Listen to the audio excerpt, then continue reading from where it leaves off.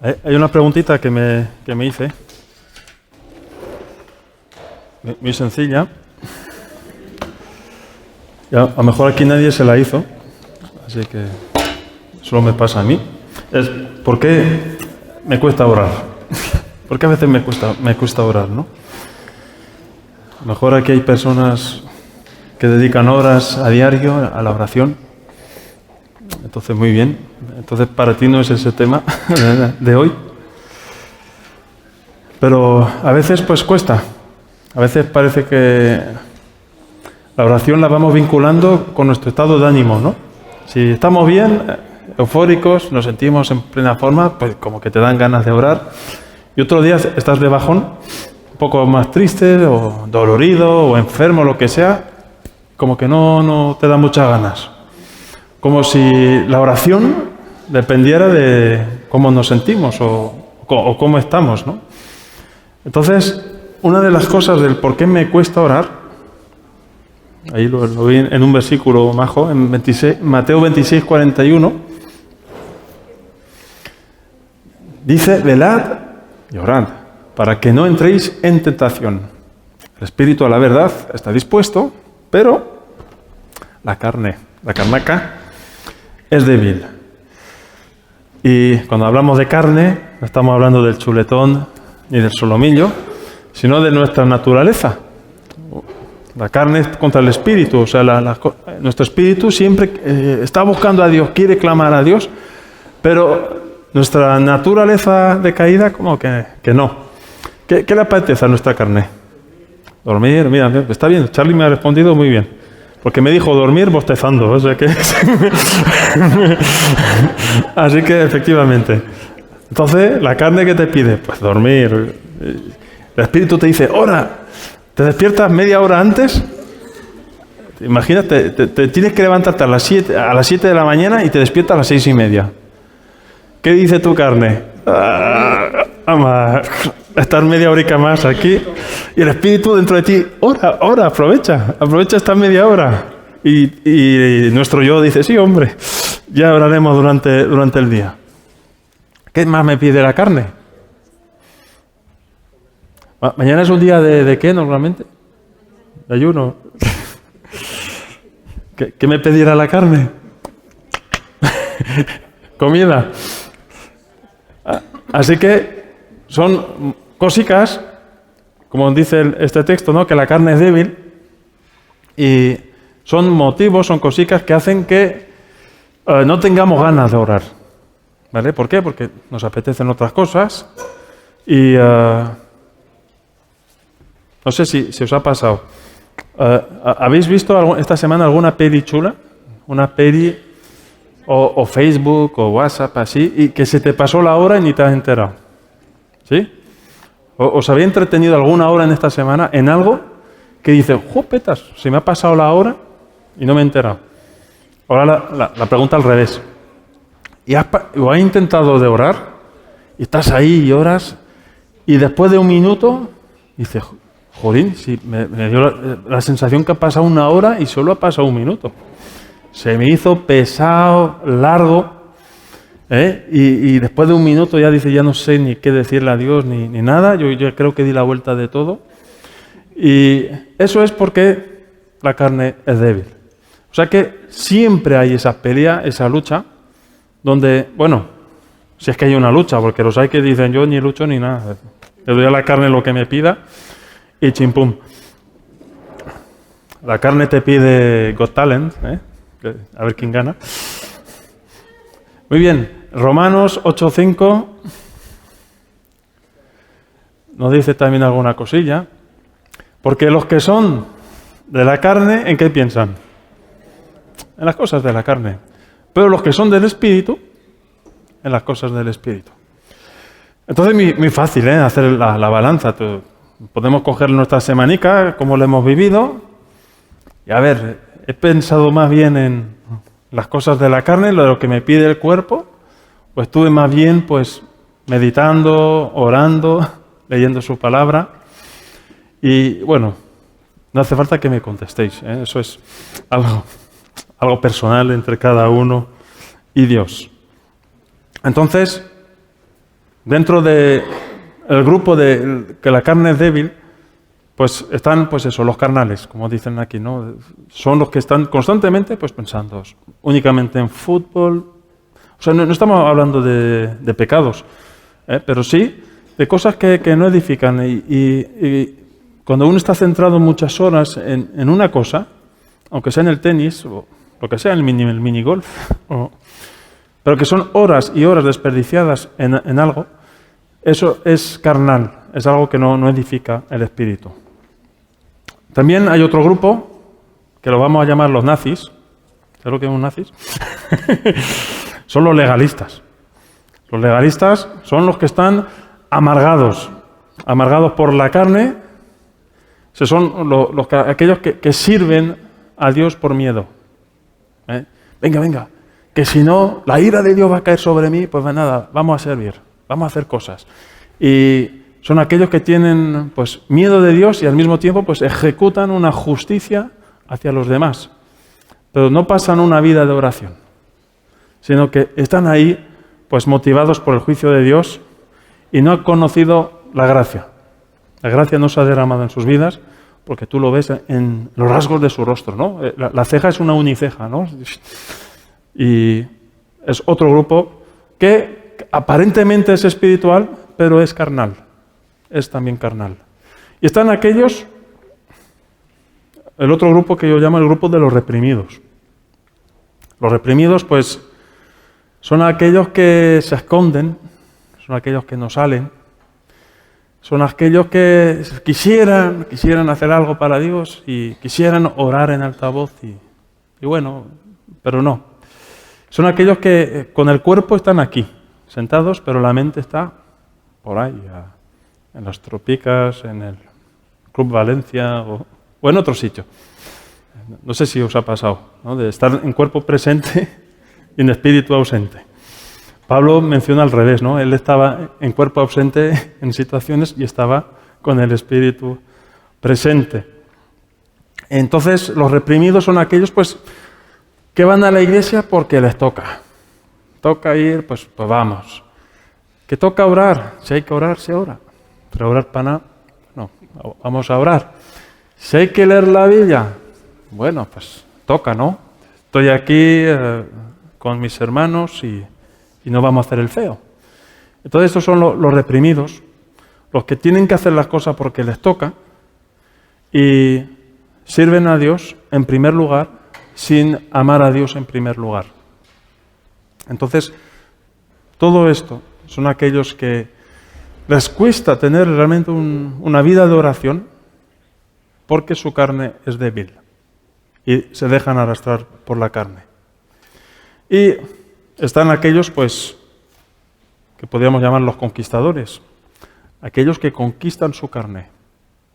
También puede existir eso, donde tú obligas a tu carne. Dices, tú ahora vas a obligarte, vas a servir a Dios y el Espíritu es el que va a mandar a la carne. Eso también puede ser. Así que hay un salmo, ahí en un Salmo 40, versículo 6, dice, sacrificio y ofrenda no te agrada, has abierto mis oídos, holocausto y expiación no has demandado. O sea, son cosas que Dios no pide, tanto sacrificio, tanto servicio, sino que pide otras cosas. Vamos al verso siguiente. Entonces dije, he aquí vengo, en el rollo del libro está escrito de mí. ¿Qué está escrito de mí? Versículo siguiente.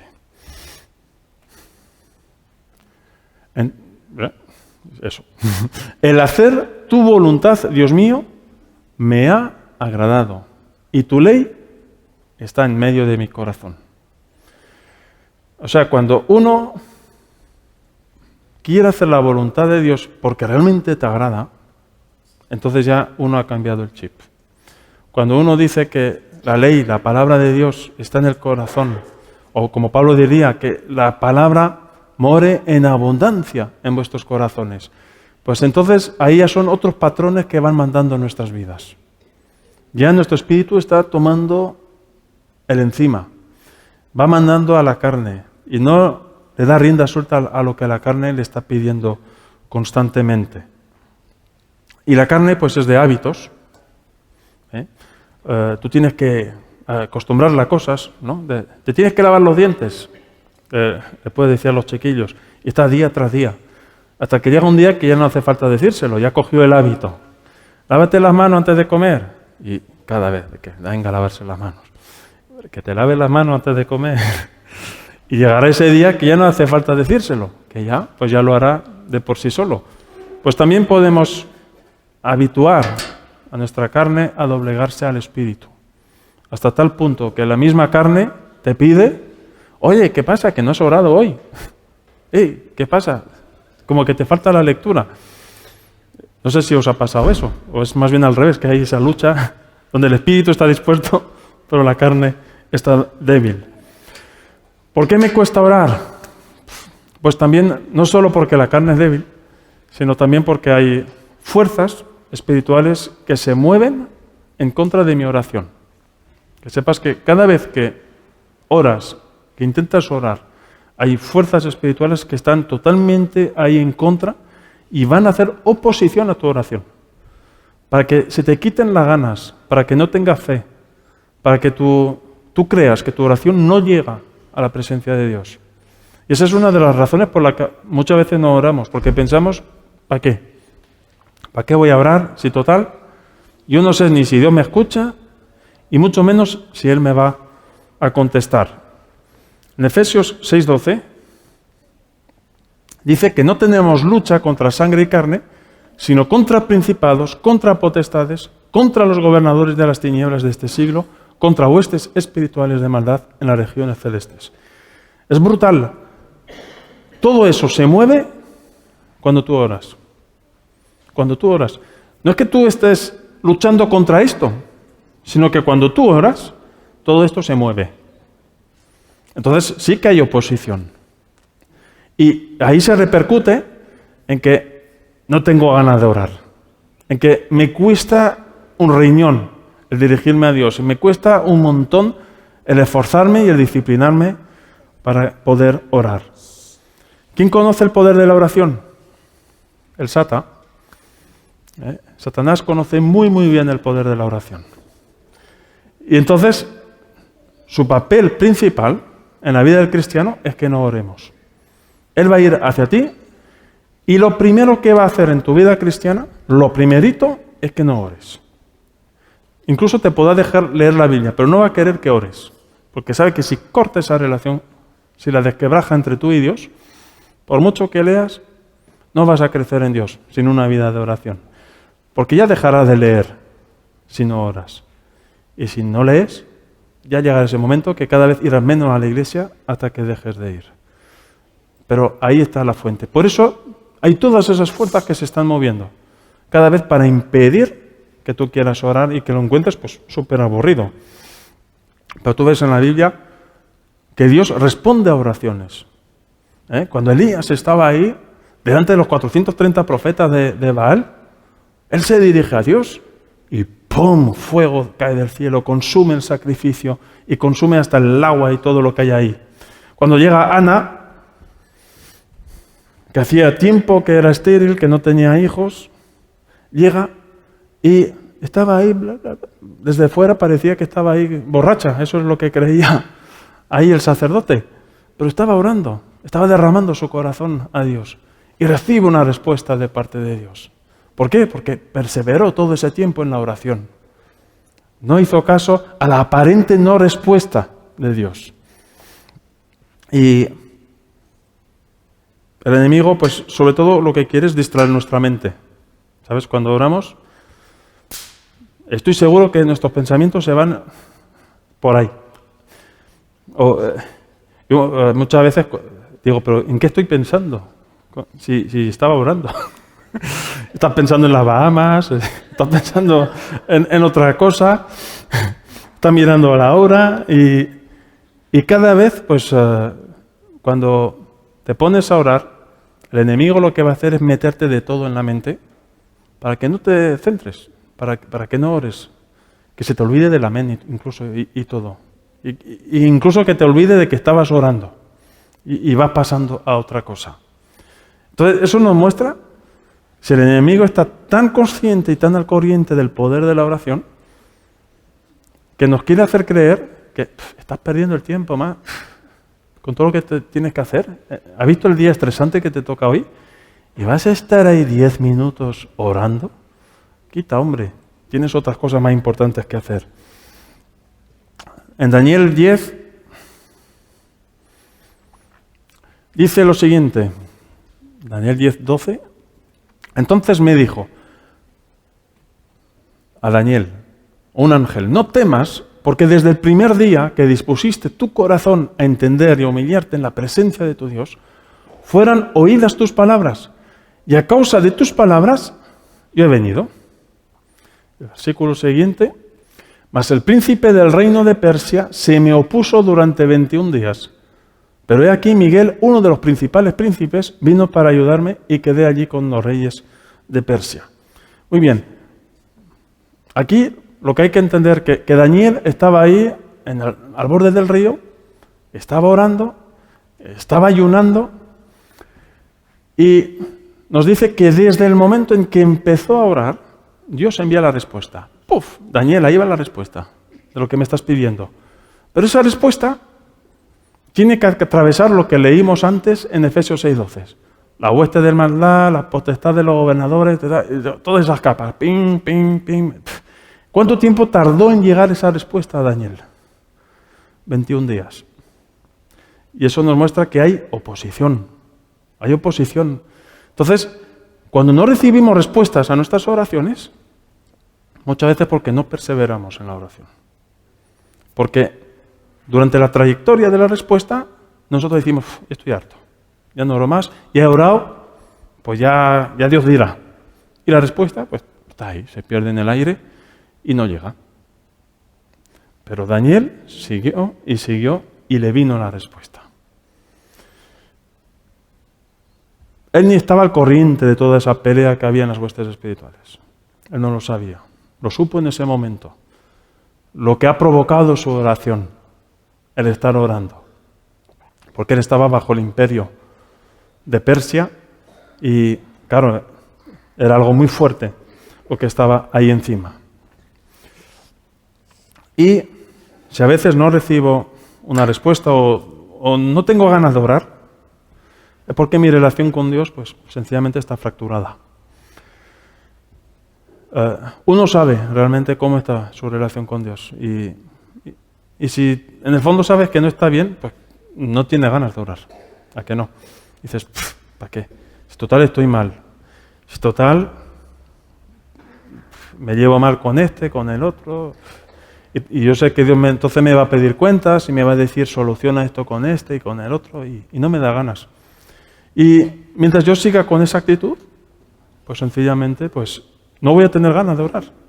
Es que para nada. Y sobre todo, pues cuando le fallamos a Dios, ¿vale? Cuando pecamos, pues ¿qué ganas tenemos de orar? Pues ninguna. Como que queremos pasar la vista gorda o queremos vivir con la culpabilidad. Y cuando le fallamos a Dios, pues me gusta este texto de Mateo 6:6, que nos habla de intimidad, de tener esa intimidad con Dios. En Mateo 6:6. Mas tú cuando ores, entra en tu aposento, cierra la puerta y ora a tu Padre que está en secreto. Y tu Padre, que ve en lo secreto, te recompensará en público. Entonces, cuando no tengamos ganas, cuando le hemos fallado a Dios, cuando tenemos algo ahí que se ha roto, nunca se rompe de parte de Dios. Nunca. Él nos dice, pues nada, vamos a arreglar cuentas. Ven, tenemos que tomar ese tiempo de ir al cuarto, de cerrar la puerta, para no montar ningún espectáculo, para que no estemos ahí, que no nos vea nadie, que sea realmente algo entre tú y Dios, algo personal. Y ahí arreglamos cuentas. ¿Y a quién nos tenemos que dirigirnos? Dice, a nuestro Padre. No al general, no al sargento, sino a nuestro Padre, a nuestro papito. Cuando el hijo pródigo se había gastado toda la pasta,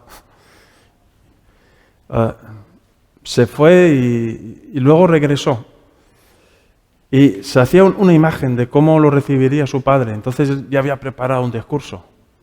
Bueno, cuando vuelva, pues le voy a decir, mira, pues no me recibas como un hijo tuyo, sino como un siervo, un jornalero, y yo trabajaré y me ganaré mi pan, que de todos modos aún así estaré mejor que como estoy ahora.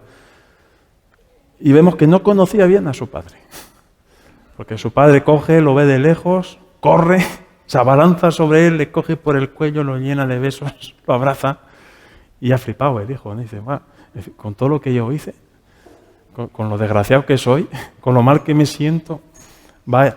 Y esa es la actitud del Padre. Por eso no nos fiemos de nosotros cuando no tengamos ganas de orar. Es importante que sepamos a quién nos dirigimos, quién es Dios, cómo es Él.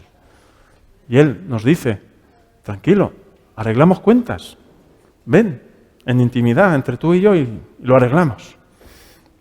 Así que la oración no es para los perfectos, sino que es una herramienta de sanidad para los enfermos, para los que están mal.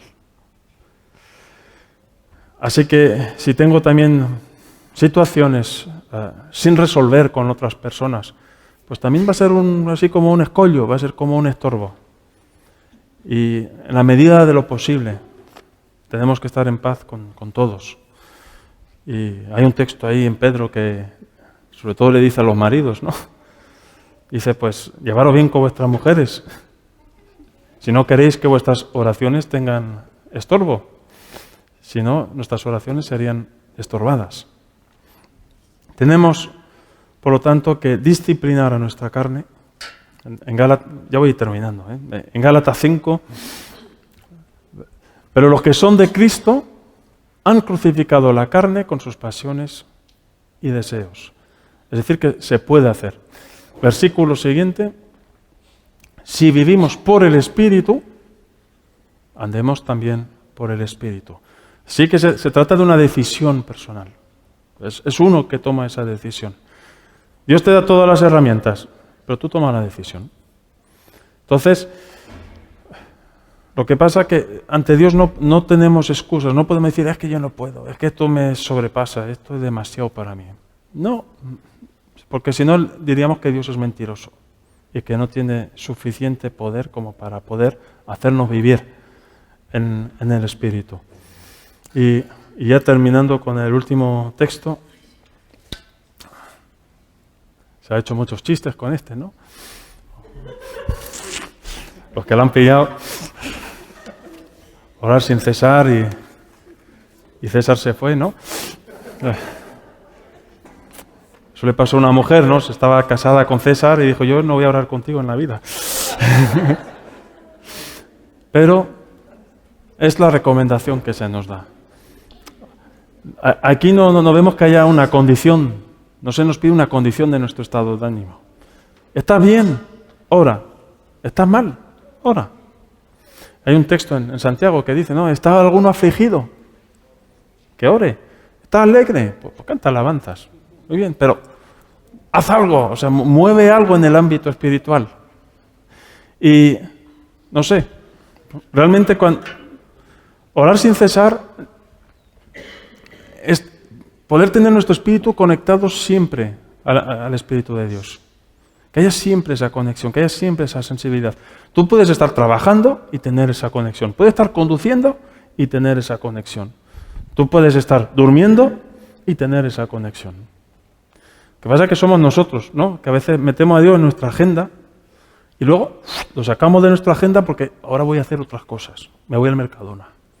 Déjalo que vaya de compras contigo. Y puede seguir hablando con él y intercambiar sensaciones y cosas. Pero mientras mantengas eso alerta, estarás doblegando a tu carne y estarás disciplinando a tu carne a estar sometida a tu espíritu. Y cuando uno pues va tomando ese hábito de relación constante con Dios, también las bendiciones te van a ir lloviendo sin cesar. Muy bien, pues nada, quisiera compartir una canción que me ha gustado.